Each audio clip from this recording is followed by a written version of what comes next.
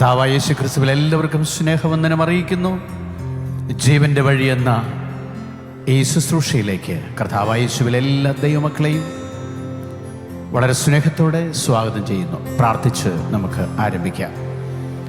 നല്ല ദൈവമേ, നല്ല കർത്താവേ, പ്രിയ സ്വർഗസ്ഥ പിതാവേ, അനുഗ്രഹിക്കപ്പെട്ട ഈ നിമിഷങ്ങൾക്കായി സ്തോത്രം. ഈ ആരാധനയിൽ ക്രിസ്തുയേശുവിൻ്റെ സമാധാനം ഞങ്ങളിൽ വ്യാപരിക്കണമേ. വചനം കേൾക്കുമ്പോൾ അനേകരിൽ സൗഖ്യം ഒഴുകി വരണമേ. ഈ ശുശ്രൂഷയ്ക്കുള്ള അധികാരവും അഭിഷേകവും അവകാശവും അങ്ങ് നൽകണമേ. എല്ലാ ക്രമീകരണങ്ങൾക്കുമായി സ്തോത്രം. ഇത് ശ്രവിക്കുന്ന എല്ലാവർക്കുമായി ഞങ്ങൾ നിന്നെ വാഴ്ത്തുന്നു. പരിശുദ്ധാത്മ ശക്തി പകരണമേ.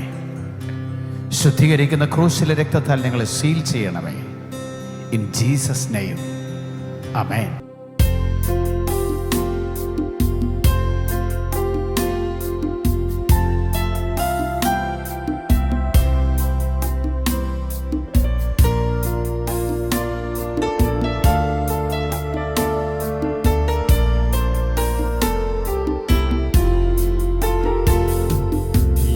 രക്ഷകാ എൻ ദൈവമേ, നിന്നിലായ നാൾ ഭാഗ്യമേ, എന്നുള്ളത്തിൻ സന്തോഷത്തെ ഇന്നും ഞാൻ കീർത്തിച്ചിടട്ടെ. ഭാഗ്യനാൾ ഭാഗ്യനാൾ, യേശു എൻ പാപം തീർത്ത നാൾ. ഭാഗ്യനാൾ ഭാഗ്യനാൾ, യേശു എൻ പാപം തീർത്ത നാൾ. കാത്തു പ്രാർത്ഥിക്കാറാക്കിതാ, ആർത്തു ഘോഷിക്കാറാക്കിതാ. ഭാഗ്യനാൾ ഭാഗ്യനാൾ, യേശു എൻ പാപം തീർത്ത നാൾ. ഭാഗ്യനാൾ ഭാഗ്യനാൾ, യേശു എൻ പാപം തീർത്ത നാൾ.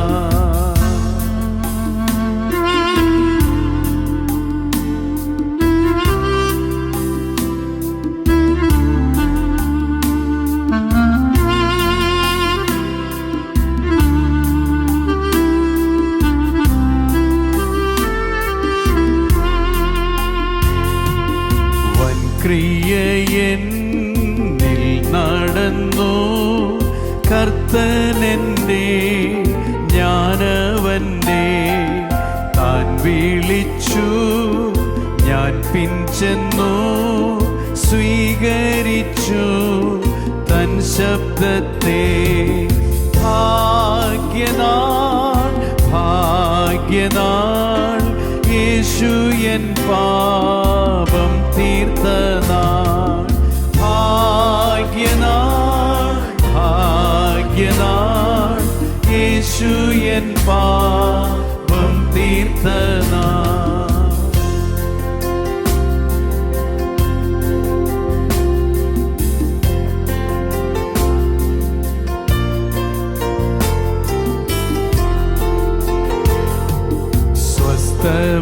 സ്വസ്ഥമില്ലാത്ത മനമേ, കർത്തനിൽ നീ ആശ്വസിക്കാം. ഉപേക്ഷിയാതെ അവനെ തന്നന്മകൾ സ്വീകരിക്കാം. ഭാഗ്യനാൾ ഭാഗ്യനാൾ, യേശു എൻ പാപം തീർത്ത നാൾ. ഭാഗ്യനാൾ ഭാഗ്യനാൾ, യേശു എൻ പാപം തീർത്ത നാൾ.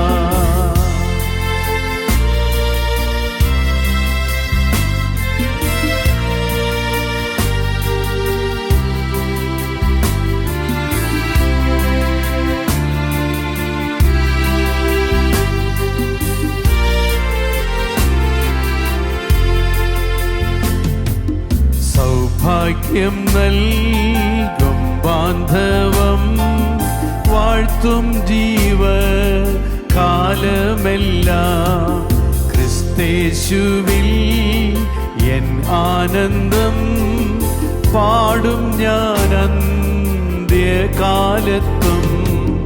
ഭാഗ്യനാൾ ഭാഗ്യനാൾ യേശു എൻ പാപം തീർത്തനാൾ.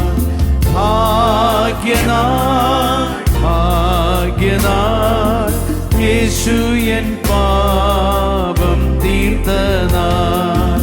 എൻ രക്ഷകാ എൻ ദൈവമേ നിന്നിലായ നാൾ ഭാഗ്യമേ. എന്നുള്ളത്തിൻ സന്തോഷത്തെ എന്നും ഞാൻ കീർത്തിച്ചിടട്ടെ.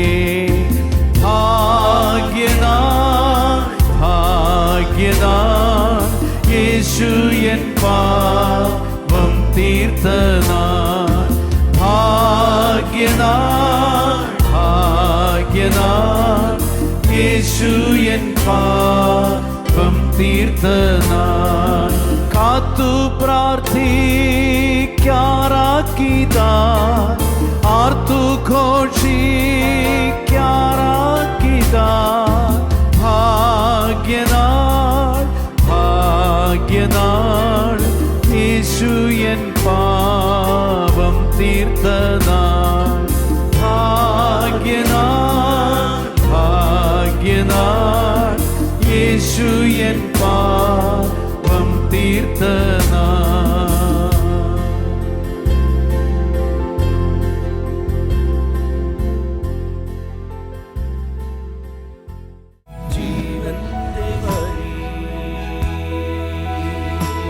ദൈവതിരുനാമത്തിന് മഹത്വമുണ്ടാകട്ടെ. Saint Paul's mission of India ജീവൻ്റെ വഴി എന്ന ഈ TV പ്രോഗ്രാമിൽ ഒരു പ്രാവശ്യം കൂടി നമുക്ക് ഒത്തൊരുമിച്ചായിരിക്കാൻ സ്വർഗത്തിലെ വലിയവനായ ദൈവം തന്ന കൃപയ്ക്കായി നന്ദി നിറഞ്ഞ ഹൃദയത്തോടെ ദൈവത്തെ സ്തുതിക്കുകയാണ്, സ്തോത്രം ചെയ്യുകയാണ്. ഏതൊരു കാലഘട്ടത്തേക്കായാലും ദൈവിക ശുശ്രൂഷ വളരെ വെല്ലുവിളികൾ നേരിട്ടുകൊണ്ട് ഇന്ന് ലോകമെമ്പാടും ചെയ്തെടുക്കുമ്പോൾ കർത്താവിൻ്റെ വിശുദ്ധ തിരുവെഴുത്തുകൾ ദൈവിക ശുശ്രൂഷയുടെ പിന്നാമ്പുറത്ത് നിൽക്കുന്ന ദൈവമക്കളെ ഇങ്ങനെ ഉത്ബോധിപ്പിക്കുകയാണ്. ശുദ്ധമുള്ള ലൂക്കോസ് എഴുതിയ രക്ഷാസുവിശേഷം 9-ാം അധ്യായം അതിൻ്റെ 23-ാമത്തെ തിരുവെഴുത്ത് ഇന്ന് ദൈവമക്കളുമായി പങ്കുവയ്ക്കുവാൻ കർത്താവിൽ ശരണപ്പെടുകയാണ്. നാം അവിടെ ഇങ്ങനെയാണ് കാണുന്നത്: എന്നെ അനുഗമിപ്പാൻ ഒരുത്തൻ ഇച്ഛിച്ചാൽ അവൻ തന്നെ താൻ നിഷേധിച്ച് നാൾ തോറും തൻ്റെ ക്രൂശെടുത്തുകൊണ്ട് എന്നെ അനുഗമിക്കട്ടെ.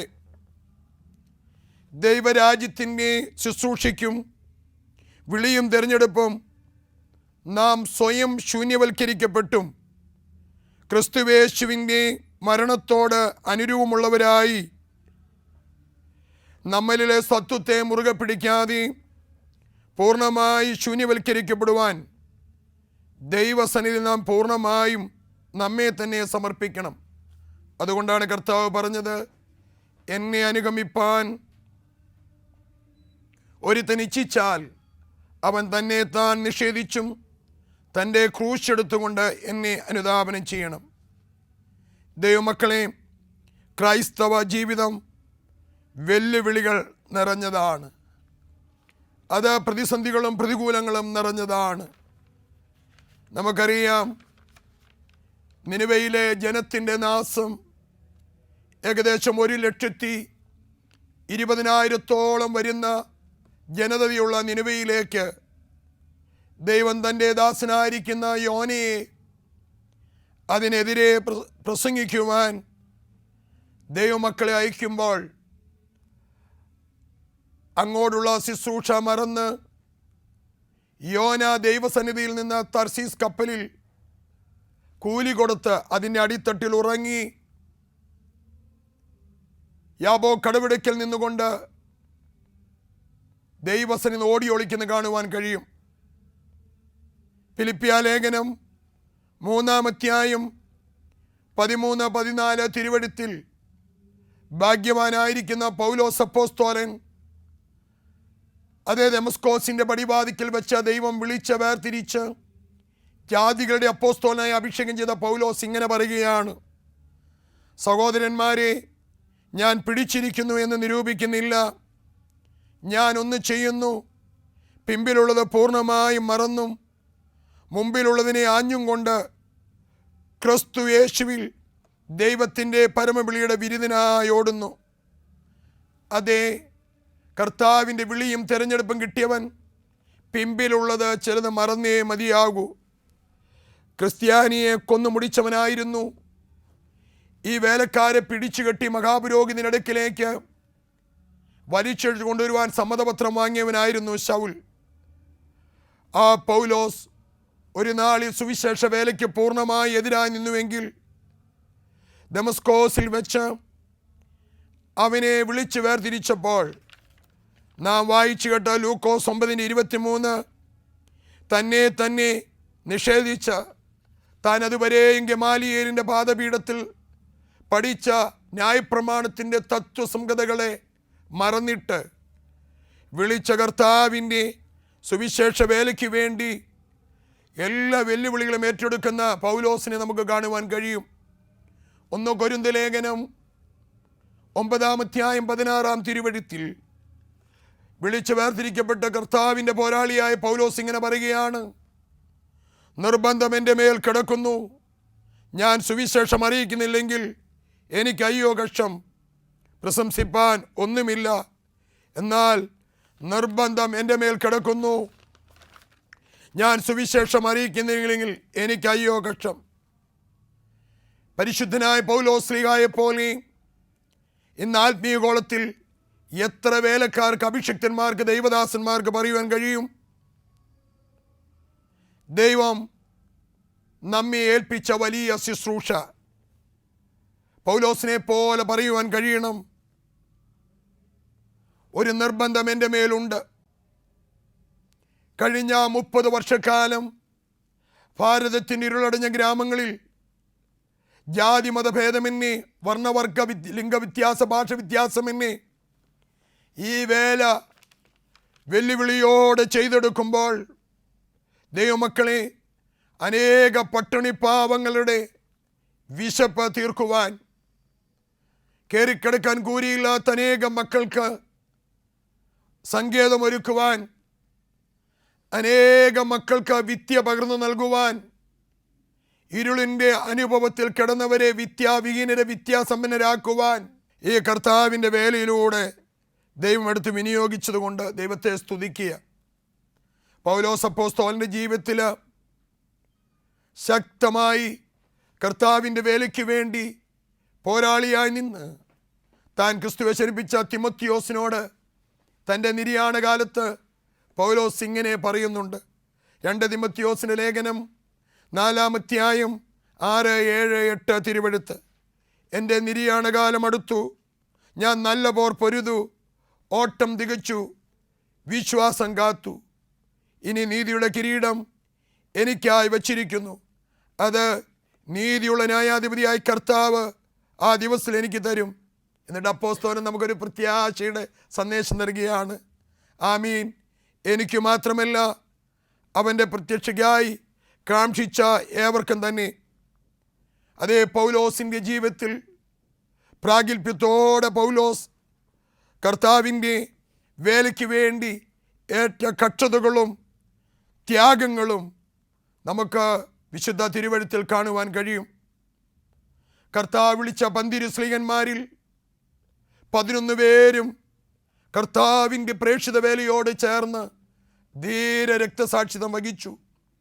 അതുകൊണ്ട് പൗലോസ് അപ്പോസ്തലൻ എഫേസ്യ ലേഖനം 2-ാം 20 തിരുവെഴുത്തിൽ എങ്ങനെയാണ് ഈ സഭയെ കർത്താവ് പണിതുയർത്തിയതെന്ന് സ്പഷ്ടമായി രേഖപ്പെടുത്തിയിരിക്കുന്നു. യേശു ക്രിസ്തു തന്നെ മൂലക്കല്ലായി നിങ്ങളെ അപ്പോസ്തലന്മാരും പ്രവാചകന്മാരും എന്ന അടിസ്ഥാനത്തിൽ, ആമേൻ, ഈ സഭയെ മനോഹരമായി പണിതുയർത്തിയതായി ആലേഖനം ചെയ്തിരിക്കുകയാണ്. മൂലക്കല്ലിലേക്ക് സൂക്ഷിച്ചു നോക്കുമ്പോൾ രക്തത്തിൽ കുളിച്ചു കിടക്കുന്ന അടിസ്ഥാന ശിലയാണ് പരിശുദ്ധ സഭയുടേത്. ചില തെറ്റായ വ്യാഖ്യാനങ്ങളൊക്കെ പറയുന്നുണ്ട്. സഭയുടെ മൂലക്കല്ല് നസ്രായനായ യേശു ക്രിസ്തുവാണ്. ദൈവമക്കൾ, അതിനോട് ചേർന്ന് 12 കല്ലുകൾ ചേർത്ത് പണിയപ്പെട്ടിട്ടുണ്ട്. 11 കല്ലുകളിലും രക്തത്തിൻ്റെ കുതിർന്ന കഥകൾ പറയുവാനുണ്ട്.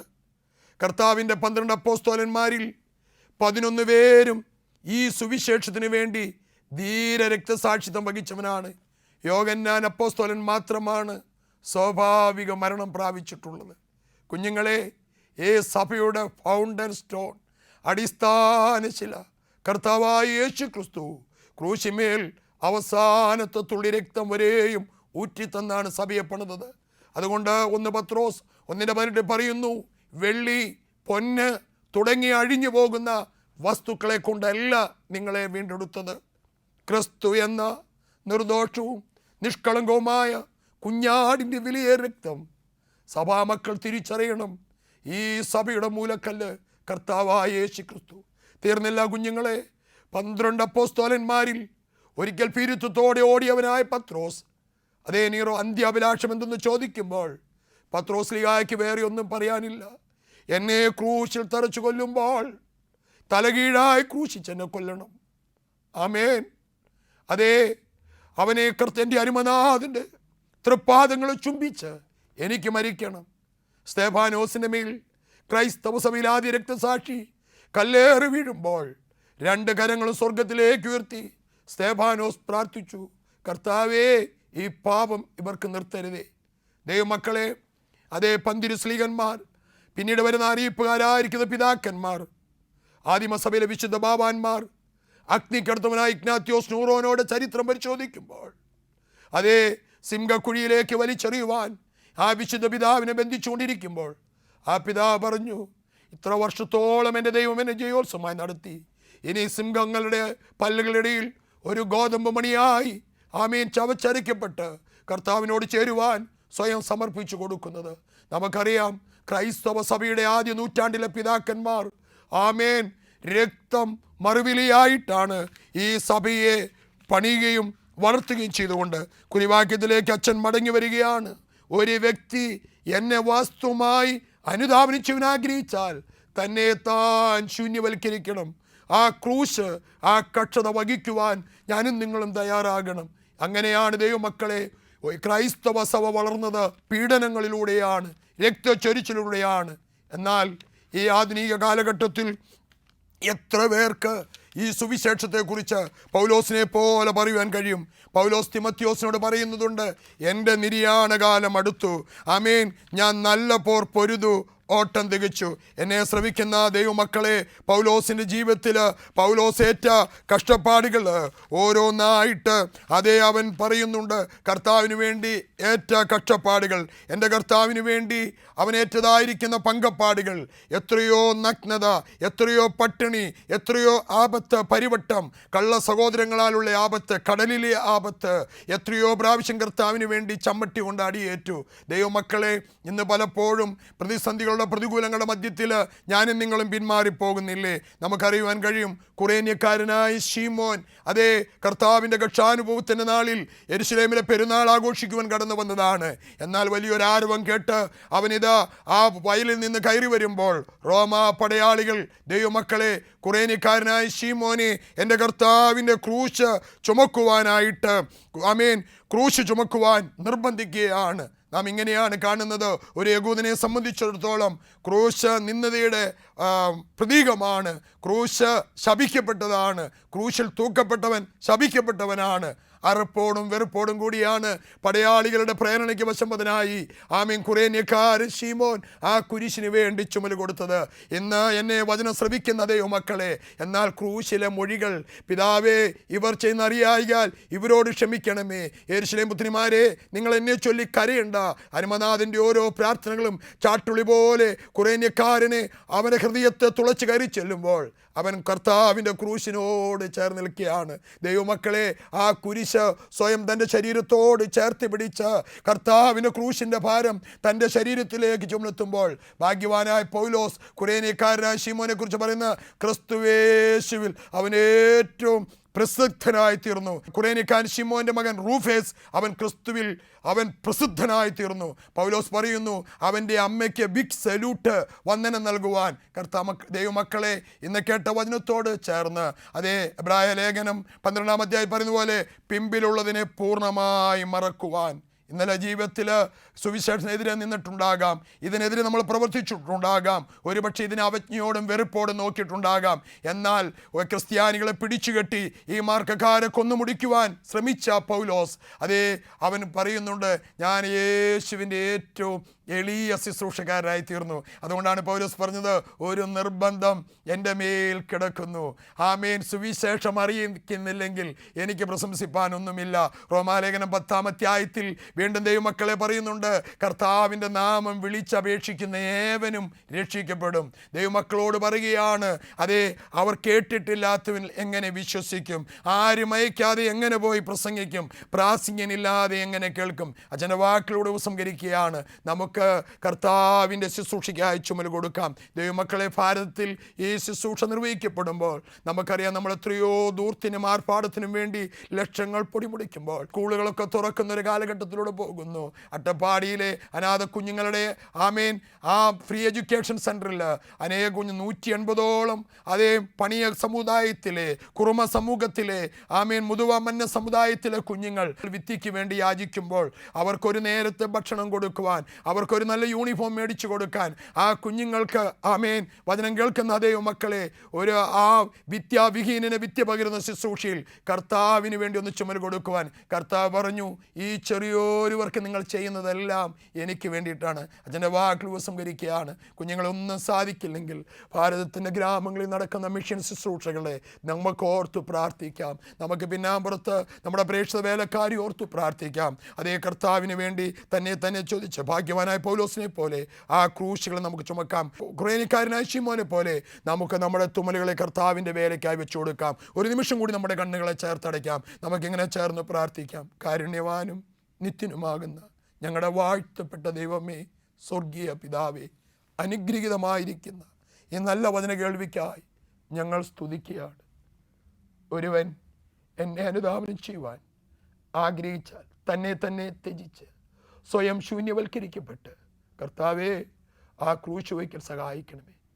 പൗലോസ് അപ്പോസ്തലൻ ഓർമ്മപ്പെടുത്തി, ജ്ഞാനികളെ ലജ്ജിപ്പിക്കുവാൻ ദൈവം ലോകത്തിൽ ഭോഷത്വമായി ഇതിനെ തിരഞ്ഞെടുത്തു. ഞങ്ങളുടെ യോഗ്യത ഒന്നുമല്ല കർത്താവേ. ഇന്നുവരെയും ദൈവം ഞങ്ങളെ ജയോത്സവമായി നടത്തി. ഈ ശുശ്രൂഷയിൽ ഞങ്ങൾക്കെല്ലാവർക്കും ചേർന്ന് ഒത്തൊരുമിച്ച് മുന്നേറുവാൻ സ്വർഗം സഹായിക്കണമേ. വിശക്കുന്നവന് അപ്പമായി തീരുവാൻ, നഗ്നന് വസ്ത്രമായി തീരുവാൻ, രോഗിക്ക് ഔഷധമായി തീരുവാൻ, വിദ്യാവിഹീനന് വിദ്യ പകരുവാൻ, ഒടുവിലെ പുനരുത്ഥാനത്തിൽ ഇടയൻ ആടുകളെയും ചെമ്മരിയാടുകളെയും കോലാടുകളെയും ഇടത്തും വലത്തുമായി വേർതിരിക്കുമ്പോൾ വലതുവശത്തുള്ളവർ പറഞ്ഞു, എനിക്ക് വിശന്നു, നിങ്ങൾ എനിക്ക് ഭക്ഷിപ്പാൻ തന്നു.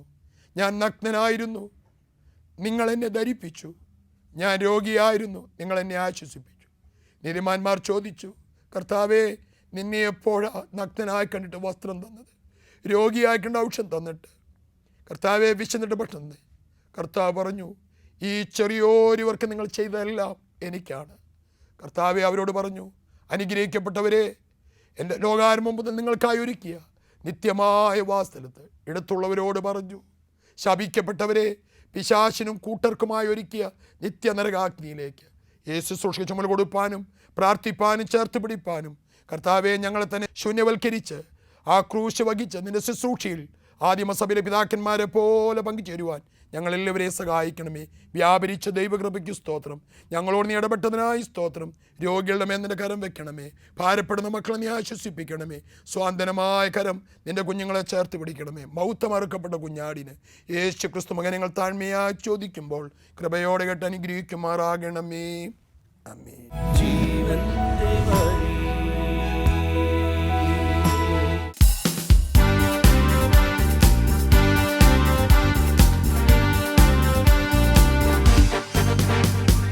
ഭയപ്പെടേണ്ട, ഇനി ഭയപ്പെടേണ്ട, ഇമ്മാനുവേൽ നിന്റെ കൂടെയുണ്ട്.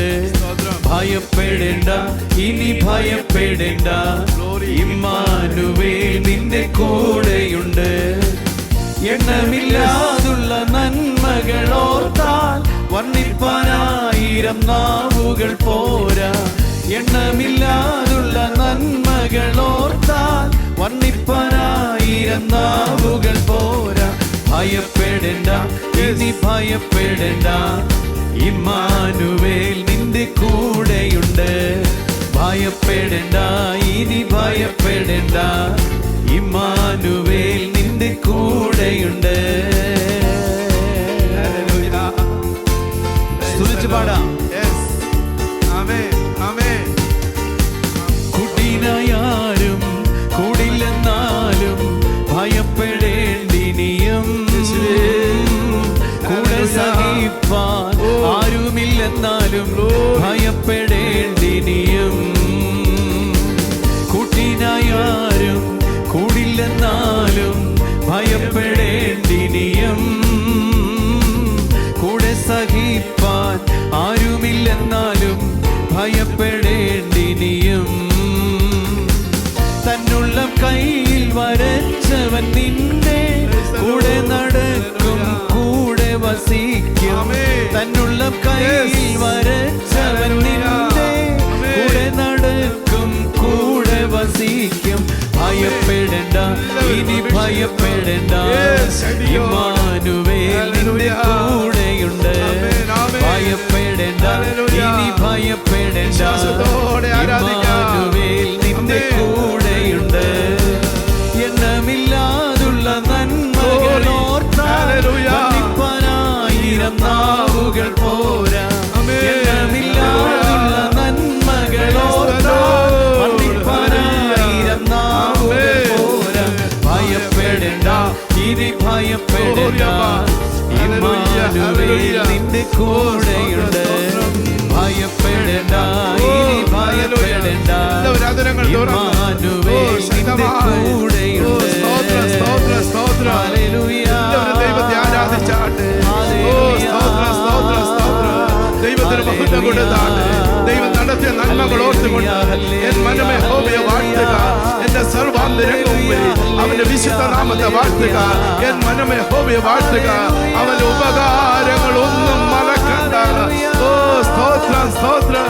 നടത്തിയ വിധങ്ങളോർത്ത്, പരിപാലിച്ച പരിപാലനമോർത്ത് ഓ സ്തോത്രം ചെയ്യുന്ന ദൈവമേ കർത്താവേ, നിന്റെ അളവറ്റ കൃപയാരാധനയുടെ നടുവിൽ ഓ ചില രോഗികളുടെ മേൽ വിടുതലായി, ചില ബന്ധനങ്ങൾ അഴിയട്ടെ, ചില കെട്ടുകൾ അഴിയട്ടെ. സർവശക്തനായി ദൈവത്തെ ആരാധിക്കുമ്പോൾ വിടുതലുണ്ടല്ലോ. ഞങ്ങൾ അനുഗ്രഹിക്കണമേ, ഞങ്ങൾ അനുഗ്രഹിക്കണമേ. കൃപ, കൃപ, കൃപ. നന്ദി പറഞ്ഞ് അന്ത്യത്തോളം ജീവിപ്പാൻ, ദൈവത്തെ നന്ദിയുള്ളവരായി ജീവിപ്പാൻ, ആരാധനാ ജീവിതം ഞങ്ങൾ അഭിഷേകം ചെയ്യണം, ഞങ്ങളെ അനുഗ്രഹിക്കണമേ.